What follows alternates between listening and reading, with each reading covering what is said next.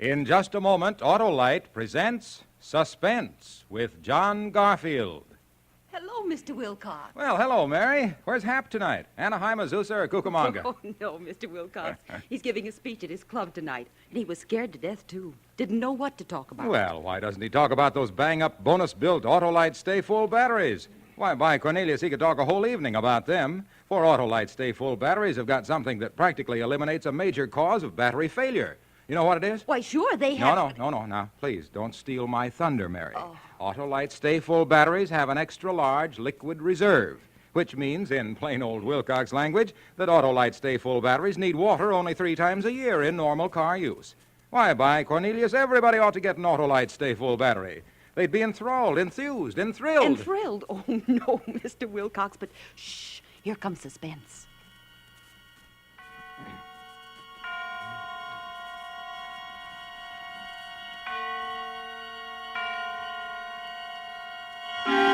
Suspense.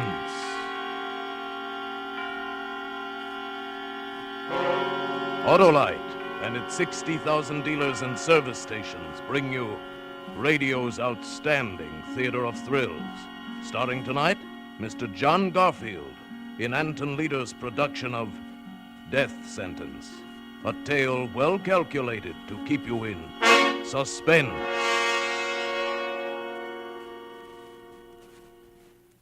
It's hard to tell where it first started. It was 6 months ago that I nabbed the killer, Maxie Dunn, and cashed in $15,000 in reward money. Sure, I knew that Maxie worked for Lou Cromwell, but the killing was a private affair, so I didn't think Lou would be upset. Right after I got the killer, I took a small job that meant going to Brazil. But the trouble started before then. By the time Maxie Dunn was arrested, the chips were down and the wheel was already spinning. Anyway, that's how Lou Cromwell would put it. Lou would know because he knows his gambling. He runs the gambling in this town, along with a lot of other things. I hadn't been back in town 10 minutes when I ran into Brad Cummings, local columnist, in front of the Region Hotel. Well, you're back in town. How are you, Tommy? Hello, Brad. How's the column? Oh, great. Don't even have to write it anymore. I'm reusing last year's stuff. Say, Tommy, I'm just going to a cocktail party in the hotel. Come along. Whose party? Lou Cromwell's. Say, he'll be surprised to see me. Oh, you'll love it, Tommy. Come on. Okay, let's go to your party.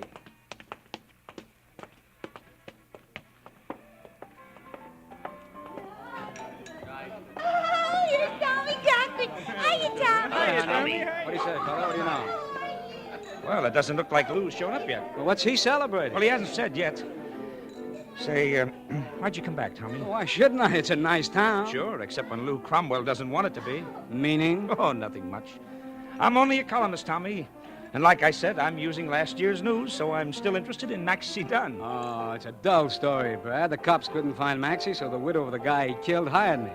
I dug up a tip on Maxie's hideout and brought him in. There happened to be a $15,000 reward, so I had myself a custom-built vacation. I guess I was just born lucky. Lou may think you ought to die the same way. I can take care of myself. Besides, why should Lou worry about it one way or the other? Well, you have done some work for him. Well, sure. I'm a private investigator. I work for anybody who'll pay me as long as the job's on the level. And those I did for Lou were, too. You don't have to argue with me, Tommy. But I told you a year ago not to get mixed up with Lou. A man has to pick one side of the fence and stay there. He can't play on both sides. I don't know, Brad. I've done pretty well at it. Until now. But Maxie was Lou's right hand, so I don't think he liked it. So he didn't like it. In the meantime, I'll... Tommy. Oh, yeah. Oh, hello there, Muggsy. Tommy, Lou wants to see you. Lou? Well, how did he know... Okay, never mind. Where is he? Not here. He wants to see you across the street in his office. Oh, well, let's go. Back in a few minutes, Brad. Have a drink for me. Sure, Tommy, sure. I'll drink to your health.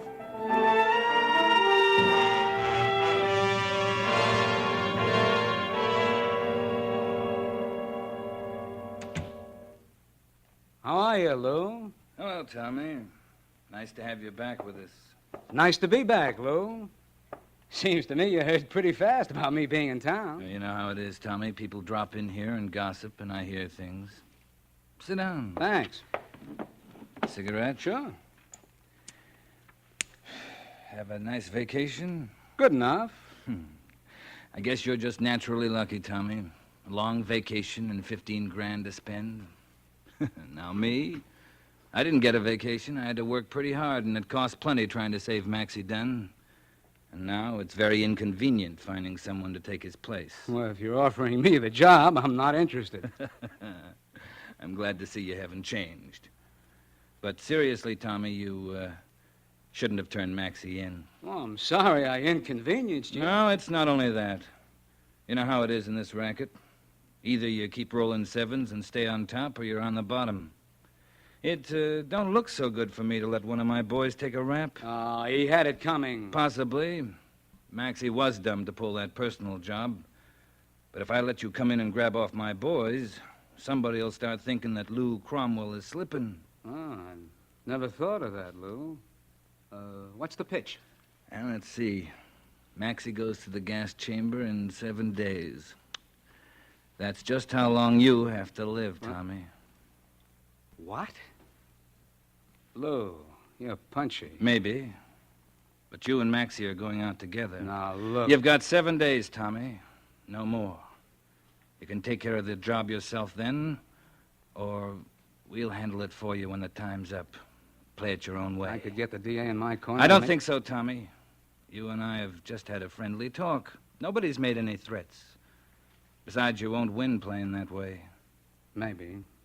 And maybe there are other ways to play. Not this time. You know, I like you, Tommy. Ordinarily, I'd even like to see you win. But once in a while, the house has to rake in a few chips to stay in business. Yeah, but you better tell the house man to keep his foot off the brake. I'm playing to win, Lou. I knew you would. That makes it more interesting. I get tired of playing with plain suckers. Well, I got a party across the street. Care to come along? I've already been there. It's not much of a party. It'll get better. I'll see you around, Tommy. Don't start brooding about the 7 days. Make the most of them. Oh, you need any money? No, thanks. I'll make out all right. Good. Go out and have some fun. It's a great life, Tommy, as long as it lasts.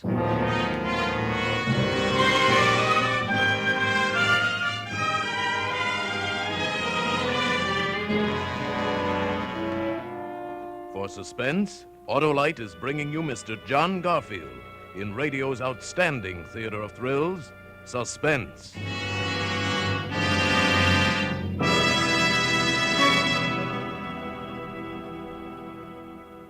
Say, Mary, let me tell you about a most wonderful experience I had this afternoon. Why, sure, Mr. Wilcox. Well, I drove my car into a nearby service station, and the attendant, new man, you see, he said, check your battery, mister?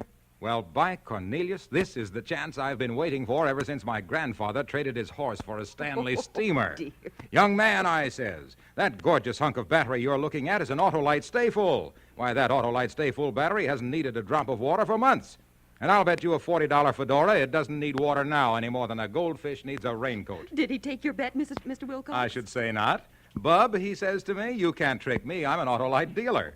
Why, I'd rather bet a barrel of bucks on a 3-legged horse than bet an Autolite Stay Full battery needs water.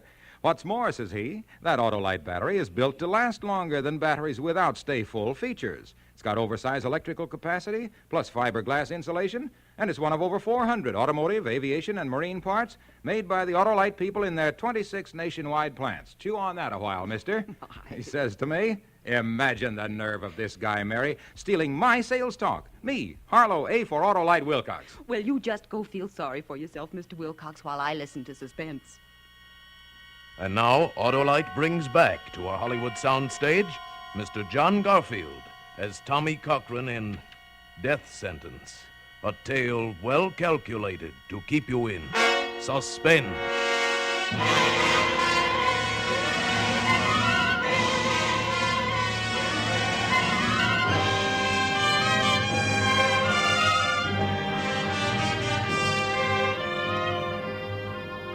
Seven more days to live. I wouldn't admit it to Lou, maybe not even to myself, but it was almost that simple. Sure, I could go to the police, but I didn't have any proof that Lou was out to kill me. And I knew that sooner or later, no matter where I went, one of Lou's boys would catch up with me. As I rode down in the elevator, I kept remembering one of Lou's gang who turned state's evidence once and got off with 3 years. 10 days after the guy checked into the big house, he was knifed to death in the prison yard. And they never found out who did it. That's the way Lou operated. Patient, deadly. Well, there wasn't any point of making plans with a guy like that. I'd pretend to follow his advice about having a good time. All I could do was keep on my toes and watch for an opening. Main floor, sir. This is as far as we go. Hmm? Oh, thanks. It's about as far as I go, too. I didn't know just where I was going for the first stop. But sometimes it's better if you just play it off the cuff. I guess I was still thinking of the next spin of the wheel as I walked out of the building. I didn't even notice the taxi standing at the curb or the... Hey, why don't you look where you're going? I'm sorry. I hope I didn't hurt your traveling case. No, but I thought you were going to stumble right off the curb. I guess I was thinking... Say... What? You're beautiful. Well, I hope you'll live forever. thanks. I'll try to. Yeah, if you find out how, let me know, will you? Where you going? Huh? Well, now, really? No, I mean the traveling case there. Oh, to Santa Barbara. Santa Barbara, huh? Well, that's not a bad idea.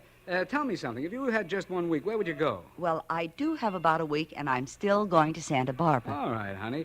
Thanks for the idea. Maybe I'll run into you again. You must... Hey, that guy bothering you? Oh, hello, Muggsy. Look, will you be a darling and help me bring these bags up to Lou's office?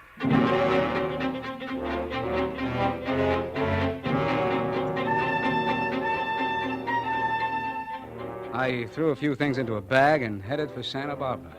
Seemed like a good place to wait for that opening. Lou would never think of me going to a pleasure resort so near. Anyway, 3 hours after I left Lou's office, I was on a plane bound for Frisco. That's right, San Francisco. When I got there, I rode around for an hour and a half in 3 different taxis, then caught another plane out for Salt Lake. From there, I swung back to Santa Barbara, checked in at the Swank Ocean Club Hotel. I was pretty sure I'd shaken anybody who may have been watching me.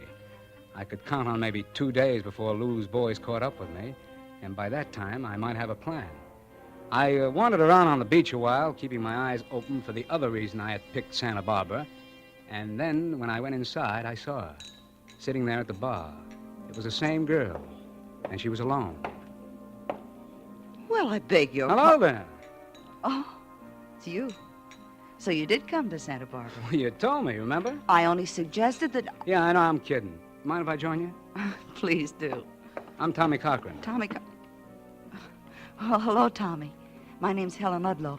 Helen, huh? Maybe it's silly, but I was feeling like a kid in the wrong schoolhouse. Until I saw you sitting there. I know that sounds like the usual... No, I know what you mean. In fact, I felt the same way. Good. So now we're both happy. I guess we are.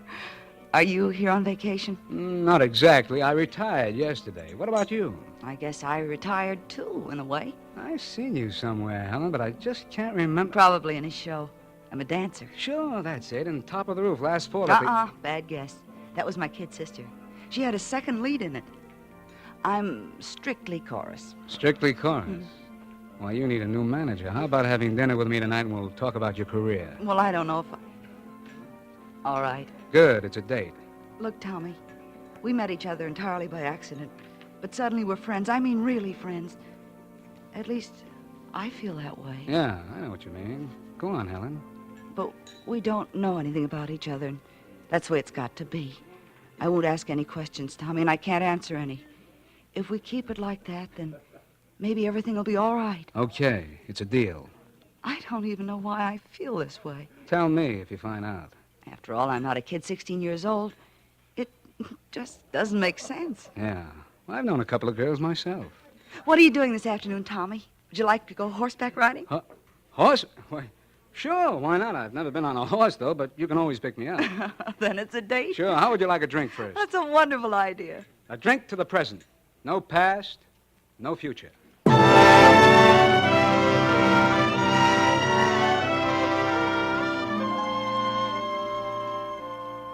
So Helen and I rode horseback in the afternoon, had dinner together, and then danced until early morning.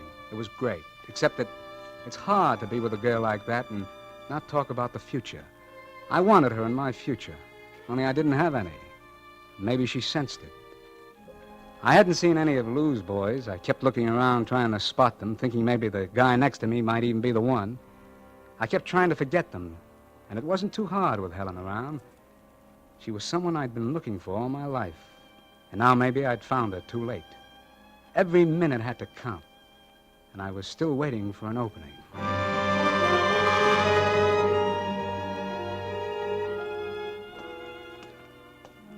I got up early the next morning. Helen and I were going riding before breakfast, and for once I wasn't thinking about Lou and his boys until I walked across the lobby of the hotel. Hello, Tommy. Huh? How are you? Ah. Hello, Lou. Keeping awfully late hours, Tommy? Or else you're up early. Maybe a little of both. What are you doing here, Lou? Checking in. I just got off the plane. But don't let it bother you, Tommy. You still have 4 days left. By the way, what room are you in? 425. Now, that's coincidence. They gave me 427. You can knock on the wall whenever you get lonesome. I won't get that lonesome, Lou. Well, you never know. Anyway, let's not talk shop. Why not enjoy ourselves? While we can. All right, why not? They tell me it's fatal to worry.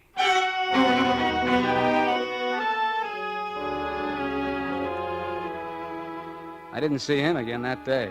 Helen and I took that ride, went swimming in the afternoon, and then drove down the beach for dinner. The next day was about the same, except we ended up at the hotel for dinner and dancing, of course. Funny, I'd never cared much about dancing before. You know, you're very good at it, Tommy. Even terrific. Dancing? Uh-huh. Oh, I used to be a gigolo. Tommy, did you really? Yeah, no, I'm kidding, Helen. I've been a lot of things, though. Yes. So have I. Anything besides wonderful? Everything but that. Things have been rough sometimes. It's that kind of a world. It may not look it in a place like this. Soft lights and white tablecloths, nice, clean people eating nice, clean food. But down underneath, it's still rough. You can forget it, though, while the music keeps on playing. Yeah. How long you planning to stay in Santa Barbara, Helen? About a week. You? A week? Why'd you come? I can't tell you. And please don't ask me any questions, remember? Let's enjoy it while we can. Yeah. Well, let's eat. Oh, I wish it would last forever. I mean this week. Maybe this is forever, honey. Here we are. Oh, thanks, Tommy. What's this? You didn't order champagne, did you? No, they must have made it. Oh. I sent it over, Tommy. I thought you might like it. Nice of you, Lou. Thanks. Well, do I get to meet the lady, or are you starting to hold out on your old friends? Helen, this is Luke Cromwell, Miss Ludlow. How do you do? You two make a lovely couple. You both seem to be having a lot of fun out there on the dance floor. That's right, we were. I'm glad to hear it. Have all the fun you can while you're here. Life's too short to waste any of it. Don't you think so, Tommy?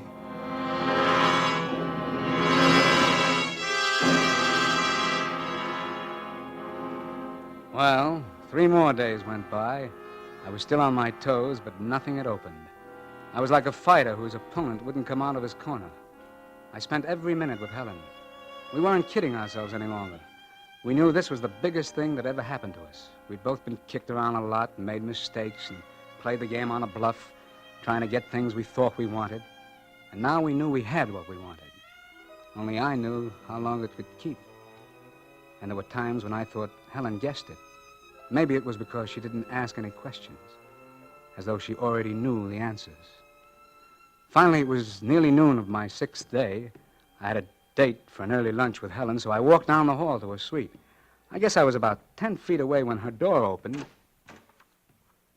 All right, honey. And we'll leave it that way.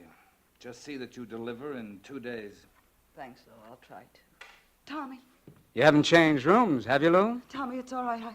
I knew Lou before I came here. That's right, Tommy. Helen and I are old friends. Oh? I thought I introduced you.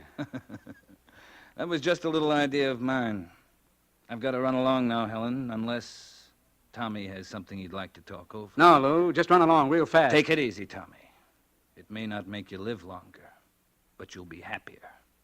See you around. Would you like to come in, Tommy? Thanks.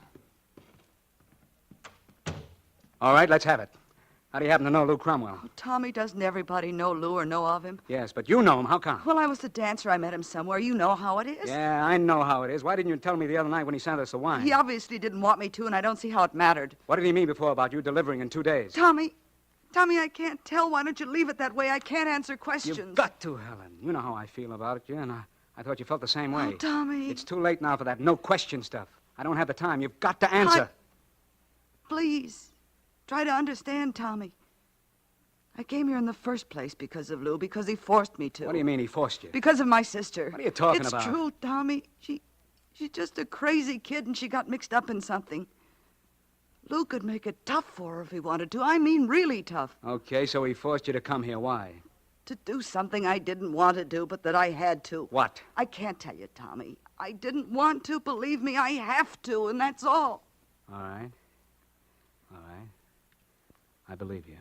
Oh, Tommy, I guess we're the kind of people who never win, no matter what. Helen, I've done some pretty foolish things, been around a lot. I know what you mean. But it's never been like this. I've never been in love with anybody before like this. Oh, that goes for me, too. Will you do something for me? Something important? What, darling? Marry me tonight. Tommy, Please, honey. I don't know. What do you say? I never wanted anything so much. And I ought to have just one thing I want. We both ought to. All right, Tommy. Tonight. We were married at 8 o'clock with a hotel musician playing "Oh, Promise Me" on a pint-sized organ.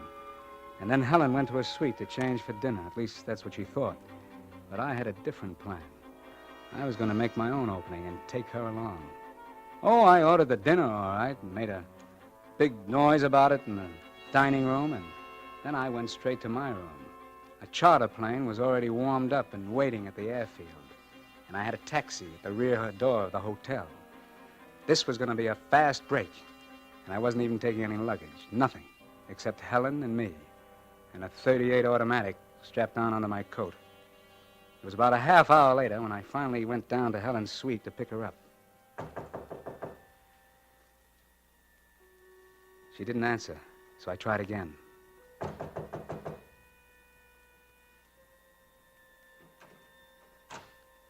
The door was unlocked.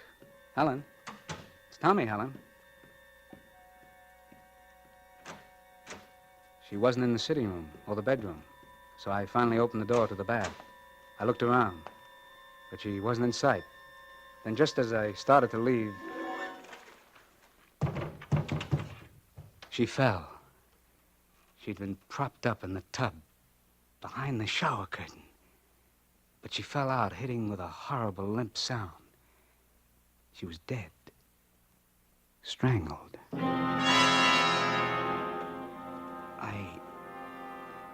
I stepped out and pulled the bathroom door shut, using my handkerchief to wipe off the knob without even thinking.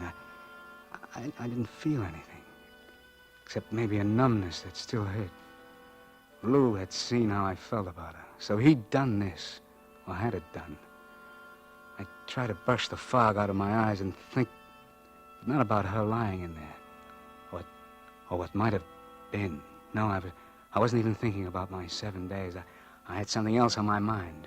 Finally, I stepped out into the hall and started for Lou Cromwell's room. But I had only gone a few steps when I heard two guys coming, and they sounded like cops. I stepped into the hall linen closet and pulled the door shut. Some guy calls up and says this dame was just been killed, and we'd find the killer still there. I don't know. I got it then. Lou had not only killed Helen, he called the police and said I did it. It didn't take long to reach his room. Oh, it's you, Tommy. I thought it was one of the boys. No, it's me, Lou. I'm a little surprised at this visit, Tommy. Where's your new bride? Why'd you do it, Lou? Oh, you've already been there then. I thought you'd stick around longer after you found things. So the cops would get there? Well, something like that, maybe. You didn't have to do it that way, Lou. Not to her. Why'd you do it? You mean you don't know? You should have gone back to that party with me last week. Why? Because then you'd have found out about my surprise, Tommy. I made the announcement that I was going to marry Helen Ludlow at the end of the week. So that's what you were forcing her to do. Oh, let's just say that I proposed and conditions were such that she accepted. When I got here, she wanted a couple of more days, and I gave it to her. But today, she double-crossed me and married you. 2 double crosses. You can see the position that put me in, Tommy. It's bad for business. Tell me, Lou, did she know about me? You know what I mean? Yeah, she knew.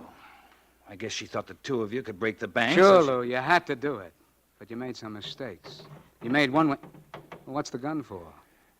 Oh, I just feel more comfortable holding it this way, Tommy. Don't let it bother you, though. Go on. What were my mistakes? One of them was not thinking I'd come here to your room and find you alone. But the big one was when you killed Helen. You shouldn't have done that. Well, now, Tommy, don't let it get you down.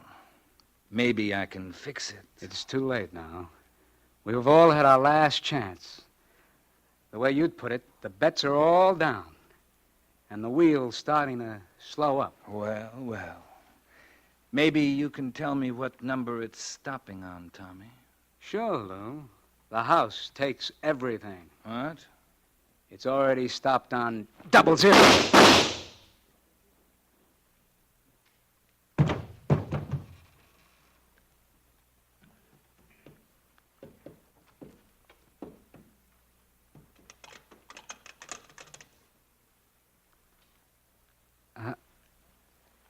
Hello?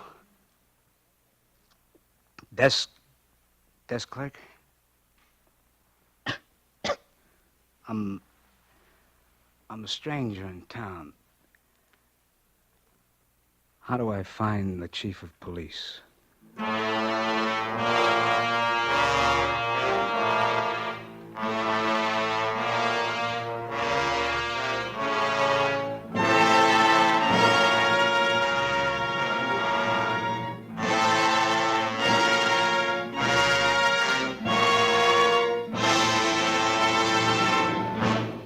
Thank you, John Garfield, for a splendid performance.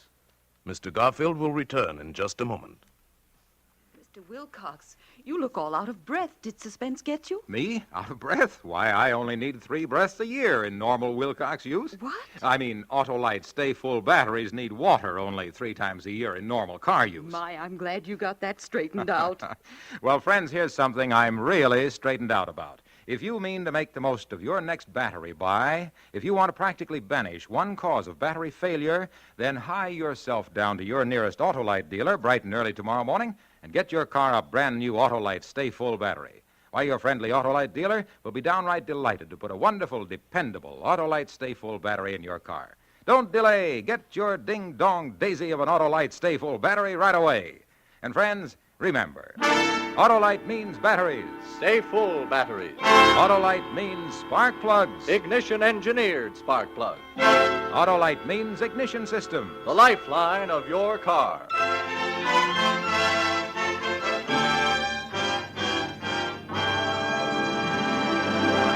And now, here again is Mr. John Garfield. It's been a great pleasure to appear here tonight with this great cast of suspense actors, and I'm expecting almost as much pleasure next Thursday when radio's outstanding theater of thrills brings you Ann Blythe and Edmund O'Brien in Muddy Track, another gripping study in... Suspense.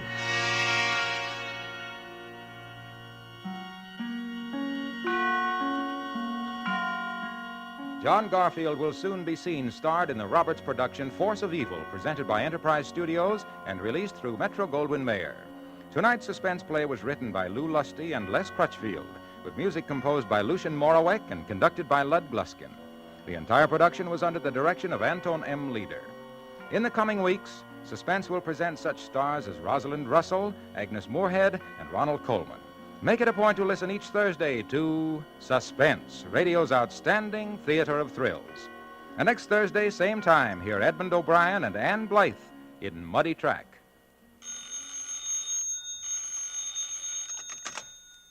This is the Autolite Suspense Show. Drive as if your life depends on it. It does. Good night. Switch to Autolite. This is CBS, where 99 million people gather every week, the Columbia Broadcasting System.